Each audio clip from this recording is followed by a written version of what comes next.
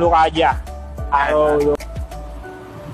Yan, so itong Lucadia is 20.5. So etong mga build natin na to is high 10 na po siya, high 10. Yes, high 10 mate. Yan, high 10 steel na po siya. Yung bar niya is 8.25.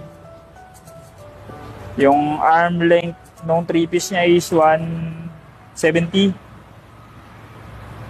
American BB na siya, guys, pero naka 3-piece. So kung i-convert nyo, ayun, kaya naman yan. Tapos 48 pa rin nung stem. Top tube is 20.5. Chainstay 13.7.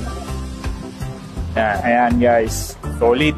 So, sa mga solid. Actually, meron tayo isang color pa yan. Pula.